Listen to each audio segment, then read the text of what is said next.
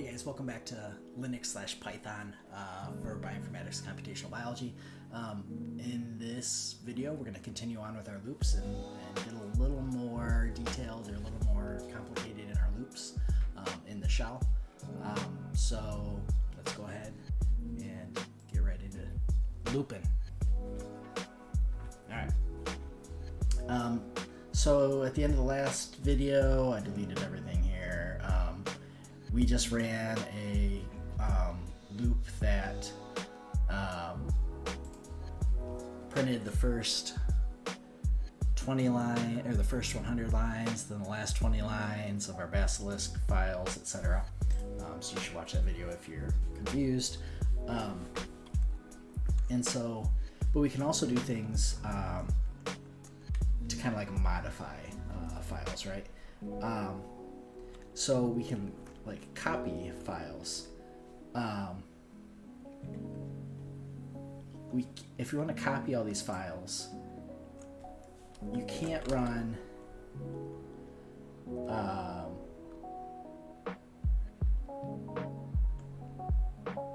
the copy command like this. So let's copy all dat files and then make our output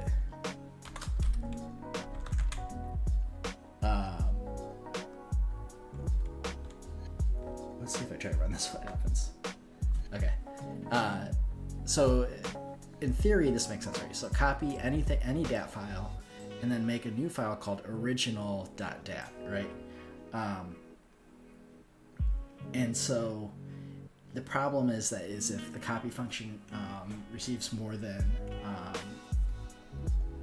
a single input for the first part and the second part, like the original file name and the new file name, it doesn't like that. It's not allowed to have multiple inputs and multiple outputs, right? So instead we can do a loop though, right? So if we say for file name in .dat do, and now we can say copy whatever our file name is, and then original file name, and then done. So what does this do? So as we've seen before, for whatever our file name is or for whatever iteration, so file name 1, 2, or 3, so Basilisk, Minotaur, or Unicorn, in our .dat files. So this command just says look at a folder, go through one by one all the .dat files. And we'll start with number 1, which was Basilisk, right? And we say do this, which is copy the file name, so basilisk.dat, and make the output of that copy called original dash basilisk.dat, and then done. And then it goes on to the second file name, right? Second .dat file. So if we do this, and then we do ls, you can see now we have Basilisk Minotaur, original basilisk.dat, original Minotaur.dat, original unicorn.dat, and then unicorn.dat, right? Because these are in alphabetical order. So we'll put our 3 new files in the middle here.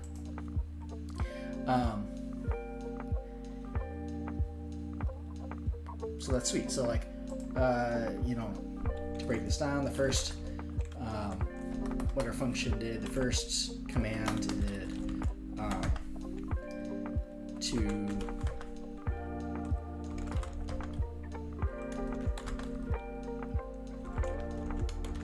so the first time it ran through, it did copy basilisk.dat, and then there's a space here, and the output was just original, which should be basilisk, .dat, etc.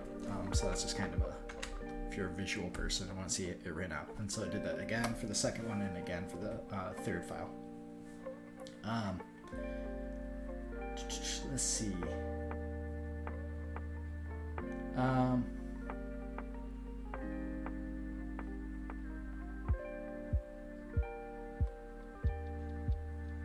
So one thing that you can do, since we don't know, since it doesn't put an output, right? So we didn't know if it ran correctly until after it already ran and the damage may have been done. What you can do I'm just going to rewrite it because it's all been put on one line. So what we can do is this: for file name in .dat do, and we could say echo cp file name original file name done. So because since we have 6 .dat files now, because we already made the copy, it does it again. But this just shows that the loop works, right? So we say for every file name that has a .dat, so those are the 6, our 3 original, our 3 that we just made copies of, echo the name of the file, the letters of this function. So it says copy basilisk.dat to basilisk original basilisk.dat, etc. So that's an option that you can do. Is if you stick an echo in there, you can see if it works before you run everything and potentially delete things or overwrite things and things like that. Okay, so let's get back to Nell and Nell's pipeline.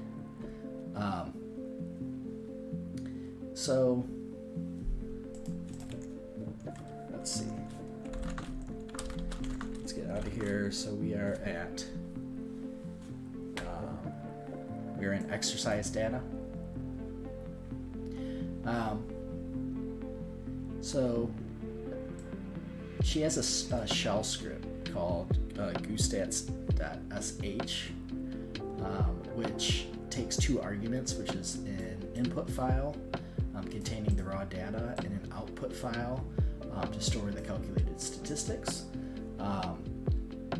So she is going to learn, since she's learning the shell, she is going to build this in stages. Her first step is to make sure that she can select the right input file, and then her second step is to decide what to call the files that the GooStats program will create, so the output files. All right, so let's start from the beginning. So let's go, so you're going to do CD, we're going to go to this North Pacific Gyre folder, right?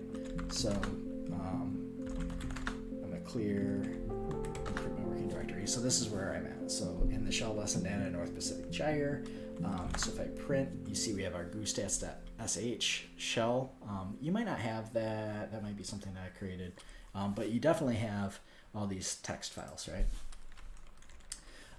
So what we're going to do is now write a loop for data file n, and we say only the,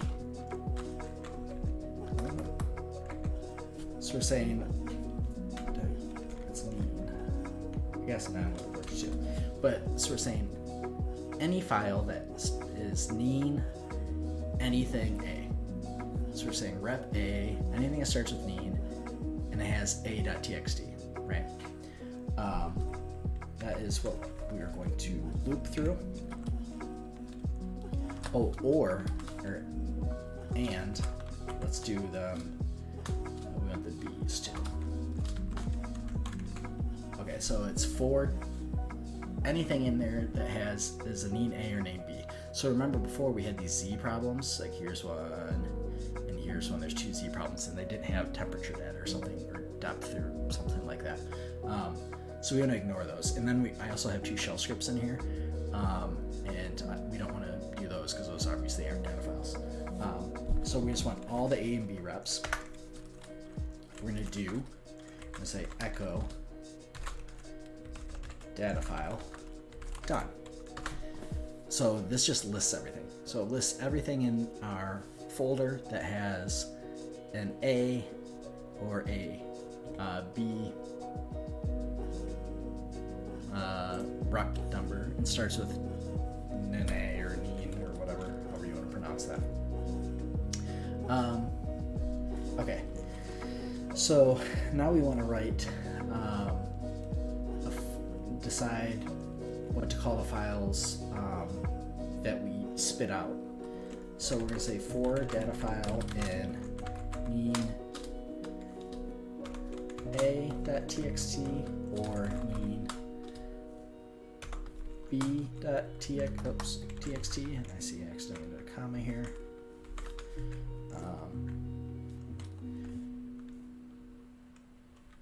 We're going to do echo data file stats data file done. So what would we think this command does? So as you can see, we put echo in here instead of copy or anything like that. So as you can see, all it's doing is printing the name of our original file for everything that is a rep A or B NEAN file, and then printing this name stats data file, right? Okay.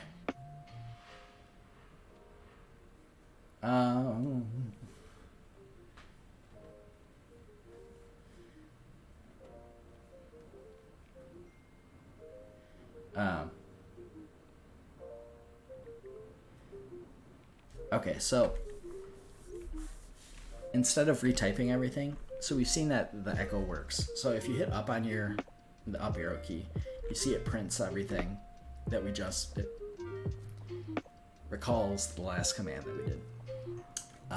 So what we can do is let's replace echo. And we're going to say do bash goo stats.sh. And then that's it. So it's going through and it's running the stats now on all of those NEAN.txt files. Let's see.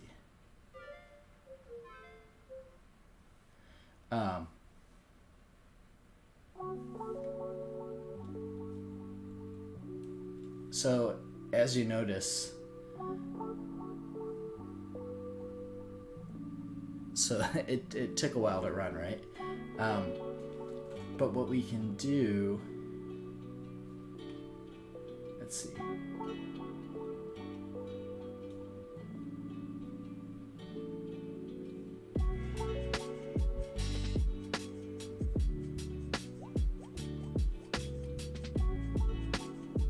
We can, let's edit this last thing. So as you can see, there's no indication for the fact that this bash script is running. Like it just kind of, you just don't know, right? But we can put like a little indicator in here. So what we're going to do is go up and hit up to add or pull up our last commands. Sorry, and we're going to add after do, instead of do bash, we're going to do echo data file, and then we're going to put a semicolon like that, which is like our next line. So if we run it again, it tells us each file it's working through as it goes. So instead of having just like a white space to run through, like especially like if you can imagine you have 1,000 files or something, you're working on 1,000 species that you're doing some sort of genomic comparison, and you hit run, and then nothing happens, and you're expecting this code to take like I mentioned earlier, I did a code, ran a analysis for Dr. Shorno in our department, and it took 7 days on my computer because I had like 700 gigabytes of data. Like it almost filled up a whole hard drive in my computer. But some of these analyses take days like that, right? So if you hit enter and you're like, okay, it's going to be a few days, but I don't know if anything's running, I'm just hoping. And then like 7 days later, you're like, okay, do I pull the plug? Is it a bug in it? Is it still going? I have no idea. It can be kind of scary or a big waste of time. So it's nice to have these little printouts like that where you can be like, okay, and you can kind of see a printout. So let's see.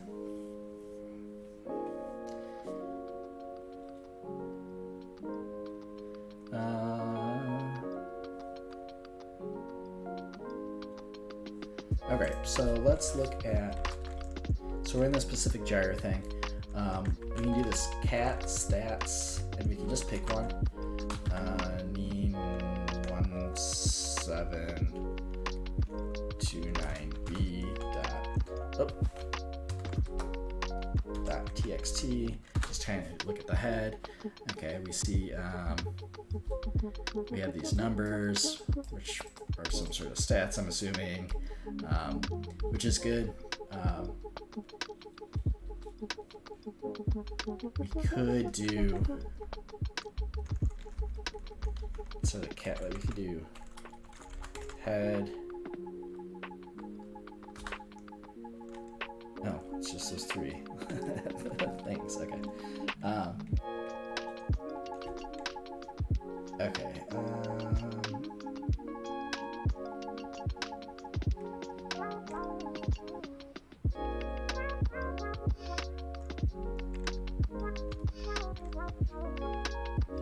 And I think that's it. All we're gonna do for this. So yeah, so what do we have? 16 minutes, perfect. All right, so that is it for, I think, for loops for now. So we've kind of looked at how you can make copies or run a shell script on a bunch of these files. So shell scripts are just essentially these commands you could put into a script instead of having to type everything out. We'll get into that probably at a later time, but it's just essentially saving these commands, like a loop that we just did. Say the loop that ran the stats, you could save all that into a shell script to run another shell script. It's just like saving your work and not having to type it out. But yeah, so that's it for loops. Like I said, it's not the end of the world if you find these confusing. I did for a long time. Because once, like, you think you get it, and then you get into like some like crazy loops that do crazy things. And loops are different between R and Python and Bash. Like, there's different syntax that can get kind of confusing.